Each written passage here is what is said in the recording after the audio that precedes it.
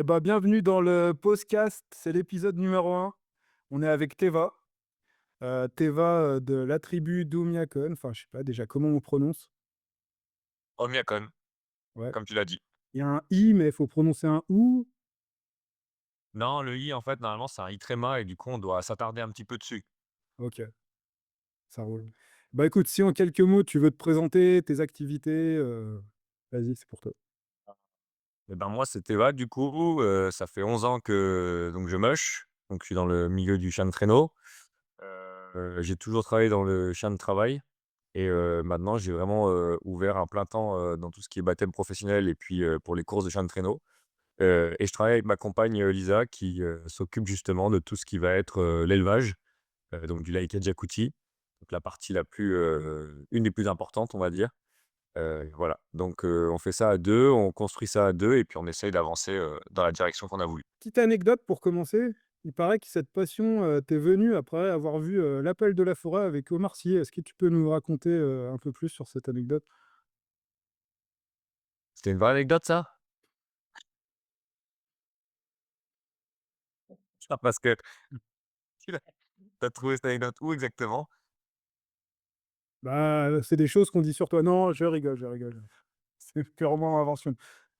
Mais si tu veux nous parler de comment tu es rentré là-dedans et ce qui te Alors donc c'est pas Omar Sy qui m'a lancé là-dedans, pas du tout. Non, en vérité, moi j'ai vraiment eu ce côté passion, quand j'étais gosse, parce que je suis tombé sur des livres, classiques, de Jack London et cetera. Il y a beaucoup ce genre de références qui sont ressorties. Et puis, bah, j'ai vu un peu comme tous les enfants, de cette époque, hein, les années 2000, les reportages de Vanier, dans le Grand Nord et cetera. Et au-delà de Vanier, j'avais toujours eu cette volonté de côtoyer ce genre de chien nordique et de moi aussi me dire un jour, pourquoi pas faire des expéditions et découvrir ces paysages. La vie a fait que j'ai avancé, que j'ai fait des études, et cetera, dans le monde, écologique, animal et cetera. Et puis me rendant compte, que c'était pas du tout fait pour moi de rester, dans un bureau et ben, j'ai décidé de me lancer pleinement dans ce qui m'animait petit, voilà, en prenant des risques et puis en me disant: «Bah, de toute façon, on verra bien et puis si on y arrive, tant mieux et si on n'y arrive pas, bah, tant pis, on aura essayé, quoi» et finalement, bah, ça a pas trop mal tourné. plutôt pas mal.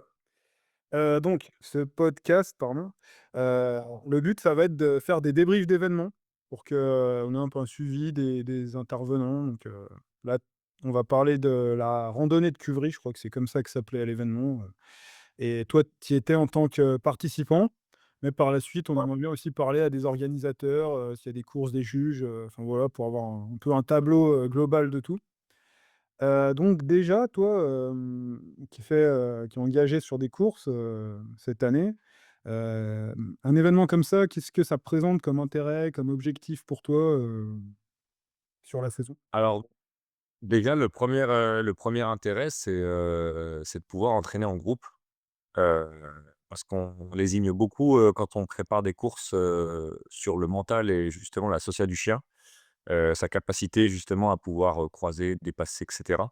Il faut imaginer qu'en course, on va être, beaucoup, beaucoup d'attelage et que sur la piste, les croisements, les dépassements vont arriver et très souvent et ce genre d'événement comme la randonnée de Cuvry nous permet justement de travailler ça, heu, de façon cool, agréable parce qu'en général, bon, on se connaît un peu tous et donc c'est pas un problème de justement d'avoir des chiens qui pourraient ju être un peu plus, dans la nécessité de travailler et d'apprendre, comme là, j'avais, ce week-end, ma jeune Souka qui a 15 mois. Bon, bah, voilà, ça m'a permis de voir qu'au final, le travail a bien payé, qu'elle avait bien, appris et anticipé ce que je lui avais demandé. Donc ça, c'est vraiment le premier intérêt, on va dire, que la rando de Cuvry peut nous offrir. La deuxième, ça va être vraiment de changer un peu d'endroit d'entraînement, d'atmosphère aussi. Ça permet aux chiens de reprendre un peu plus de peps et puis de motivation parce que, bah, nouveau trail, donc nouvelles découvertes, nouvelles odeurs, heu, l'envie aussi d'entraîner avec d'autres chiens pour motiver. Ça permet aussi de travailler tout ce qui va être, gestion camion parce qu'en course, bah, on n'a pas accès à autre chose que la steak et notre camion si on peut pour pouvoir mettre les chiens, au repos. Et ça, en fait, c'est hyper important de le travailler en amont pour que les chiens soient habitués, qu'ils sachent exactement quand prendre les temps de pause, pouvoir aussi manger, dans ce contexte-là. Donc c'est vraiment le deuxième point intéressant, c'est vraiment cette motivation du nouveau trail et ce travail après derrière, de repos et de steak. Et puis, bah, le dernier point, je dirais, c'est aussi la technicité pour le musher. Heu, la rando de Cuvry, moi, elle m'a offert un peu plus de dénivelé, elle m'a offert des pistes un peu plus techniques, donc finalement aussi de moi me mettre un peu, dans de nouvelles conditions et pouvoir aussi travailler ma technique, dans le pilotage pour que les chiens justement, puissent avoir le moins de poids possible, dans les montées ou dans les descentes même et avoir une vraie gestion de leur trajectoire sans que moi je sois un boulet, si tu veux. Donc OK. la rando de Cu ouais, elle était super cool. OK et justement, par rapport à ça, est-ce que tu peux nous parler, du circuit, du parcours, qu'est-ce que tu en as pensé? Comment ça s'est goupillé avec les conditions météorologiques? Parce que c'était le déluge et voilà, si tu peux faire un petit retour là-dessus? Ouais, alors le parcours, moi, je l'ai fait donc complet. Donc j'ai vraiment fait toutes les boucles possibles, rouge, noir, bleu, verte. J'ai beaucoup apprécié moi personnellement. Je suis quelqu'un qui aime beaucoup justement, aller dans ce côté un peu technique et d'être dans une randonnée active avec les chiens.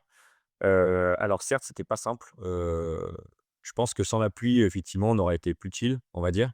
Avec la flotte, les descentes avec toutes les grosses pierres, qui glissaient, les feuilles mortes et cetera, ça a pas rendu, le pilotage des plus simples, mais ça s'est fait. On va dire que la première partie de la randonnée était la plus compliquée. Donc la partie avec la boucle rouge parce que, bah, tu vas te taper en 5 kilomètres, 250 voire 300 des plus. Donc ça monte sec, ça monte fort, mais ça va redescendre tout autant. Donc il faut être capable de vraiment anticiper ça et de gérer ça, même avec un attelage de 10 chiens, parce que j'étais du courant de 10 chiens, hein. Voilà. Après la deuxième partie, moi, c'est plutôt la piste noire, on va dire, où j'ai trouvé la plus, pas la plus facile, mais la plus rando. Voilà. On avait des ornières assez costauds, on avait quand même pas mal de boue où le kart des fois roulait pas, mais glissait plus qu'autre chose. Mais on avait vraiment ce côté randonnée, c'est-à-dire qu'on avait la découverte des paysages, de la plaine jusqu'à l'auberge, en haut de Cuvry. Voilà, on avait vraiment ce côté, contemplatif malgré la pluie. Bien sûr, la pluie, ça a pas facilité dans tous les cas de toute façon, ça facilite jamais une piste. Mais, moi je dirais qu'au-delà de la pluie, c'est plus l'orage qu'il va falloir serrer à ce moment-là. Parce que, bah, des coups de tonnerre, quand tu es en plein entraînement, si tu veux, les chiens, eux, ils peuvent prendre ça comme des coups de fusil, des bruits un peu sourds et ça peut justement faire paniquer certains chiens qui sont pas habitués ou qui pourraient justement être, vite dans la pression, dans le stress. Bon, j'ai pas eu trop ce problème parce que je suis un peu, on va dire tête brûlée pour être, poli, mais je suis du genre à entraîner très souvent dans ce genre de conditions parce que, bah, déjà j'aime bien justement me retrouver un peu en difficulté avec les chiens. Je pense que c'est là où on apprend le plus. Mais voilà, c'est vraiment là où, au-delà de la pluie, je dirais que le côté orage qui peut vraiment subvenir, sur la piste, ça peut vraiment, justement, perturber un peu certains chiens et j'ai eu des retours de certains mushers, d'amis mushers qui pouvaient me dire qu'effectivement que certains de leurs chiens, c'était pas l'idéal pour eux parce que, ils pouvaient avoir été très surpris par cet orage-là. OK et si tu devais, donner, un endroit, vraiment technique sur la piste, le moment vraiment qui t'a donné un peu de galère, le tu vois, le Alors, pire je pense que ça va parler à beaucoup de monde, et c'est encore une fois la rouge, hein, mais c'est vraiment la dernière descente de cette piste-là, où là, c'était raide, raide. Clairement, les freins ne servaient pas à grand-chose. D'ailleurs, dans ces moments-là, il faut surtout pas bloquer la direction parce que c'est là qu'on se finit dans un arbre. Faut moi, j'aime bien dire: «Faut faire l'ABS», mais grosso modo, c'est un peu ça. Faut mettre des légers coups de frein, mais pour justement ralentir au maximum, bien qu'honnêtement, là, la descente, fallait la taper, avec du chien qui était capable de l'encaisser, quoi. Heu, donc d'où le fait j'y repense parce que j'avais derrière moi donc un bon ami, Antonin et Cédric aussi, qui étaient eux en trottinette et ils m'ont bien fait part que la roue avant de la trotte, à 2 doigts, elle partait en travers et c'était glissade, quoi. Donc ouais, cette partie, je pense que c'était vraiment la plus technique, la plus complexe.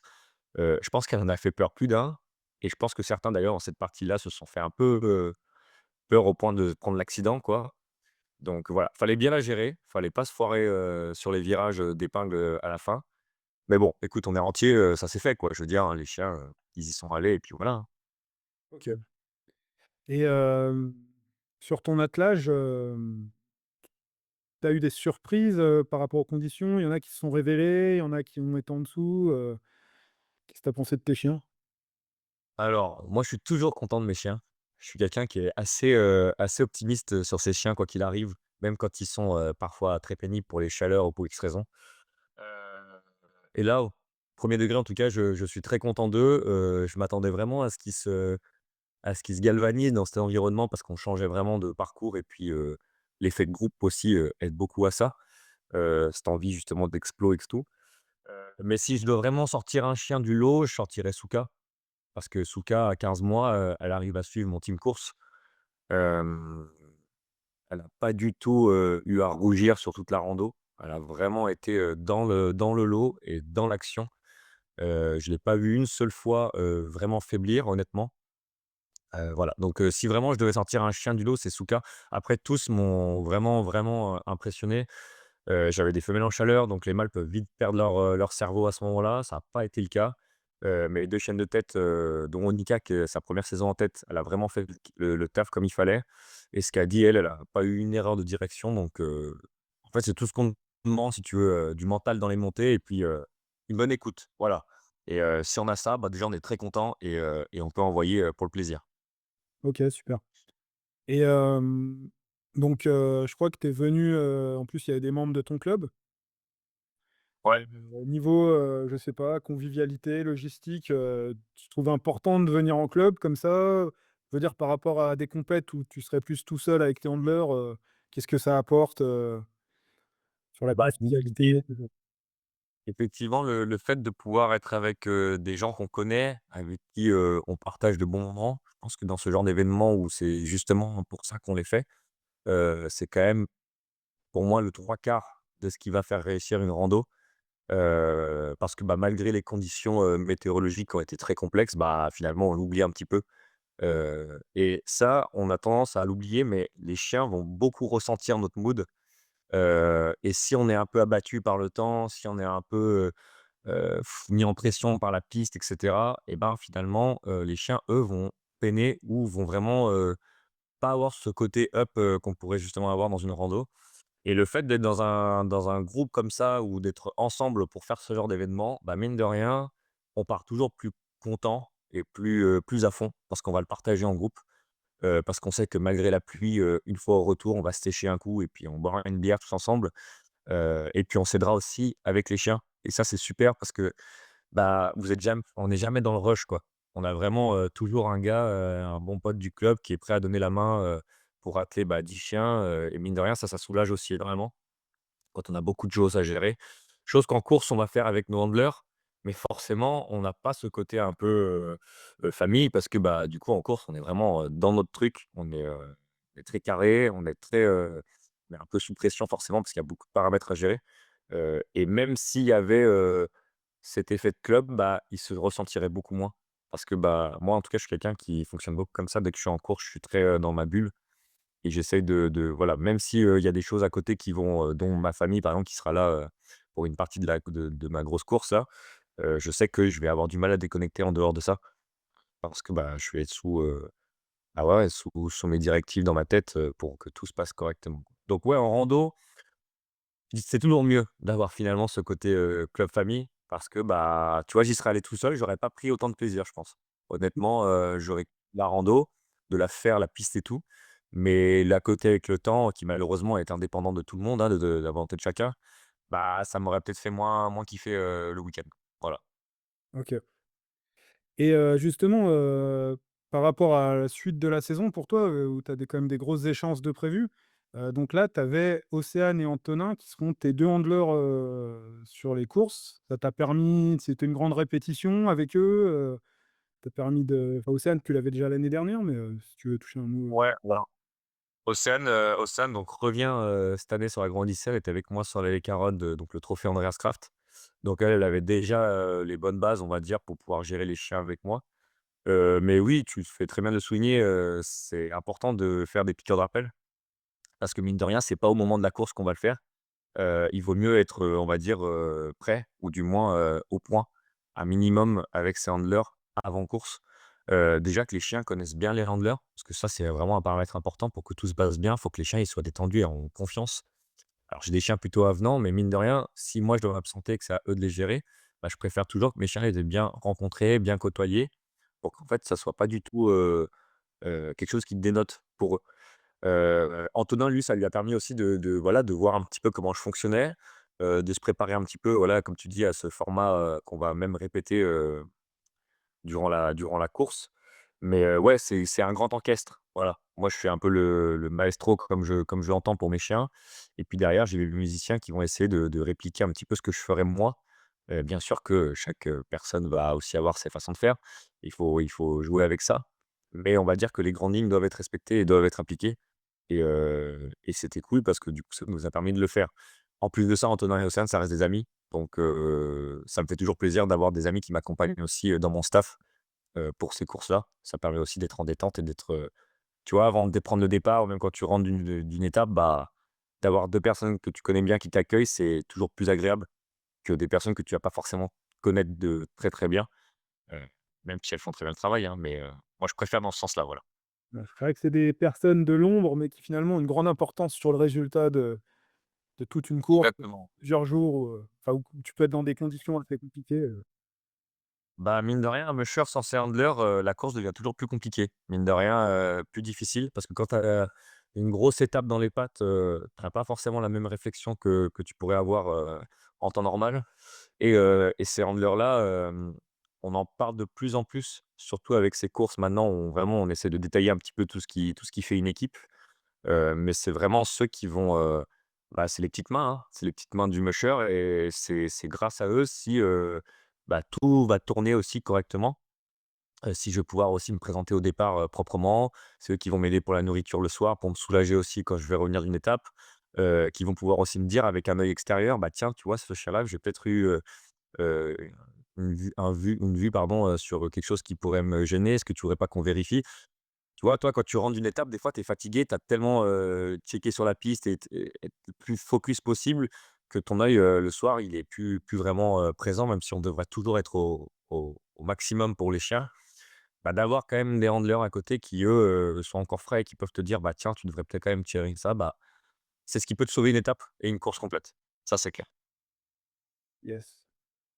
Et pour qu'on parle un peu des objectifs de la saison là, si tu veux parler de la LGO, de la LECA, ce que tu attends, ce que tu as envie de faire, Alors, bah, mon gros objectif, beaucoup de personnes qui m'entourent le savent, hein, c'est, l'Agro-Odyssée. Alors donc moi, je suis présent sur le trophée 1 et le trophée 2. Donc grosso modo, c'est la moitié de la grande Odyssée. Mon objectif honnêtement, c'est de la faire proprement, et de finir avec les chars proprement. Voilà. Je suis le premier attelage de l'AICA à participer à cette course, ou du moins être sur ces pistes-là. Heu et c'est déjà une pression suffisante, on va dire, parce que j'ai vraiment envie de montrer, un bon côté de la race et la capacité aussi à cette race de chaîne traîneau d'accomplir des courses comme celle-ci, comme n'importe quelle autre race de traîneau.